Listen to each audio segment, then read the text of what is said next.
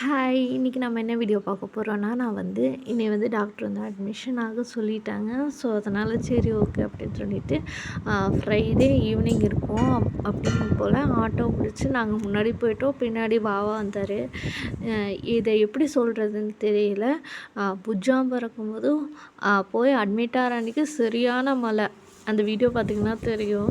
செம மழையாக இருந்துச்சு. அடுத்து போயிட்டு போனதும் அட்மிஷன் போட்டோம். அதுக்கடுத்து வந்துட்டு ட்ரெஸ் எல்லாம் இது பண்ணிவிட்டு மாற்றிட்டு அந்த ஆப்ரேஷனுக்கு தேவையான ப்ரொசீஜர் பண்ண ஸ்டார்ட் பண்ணிட்டாங்க.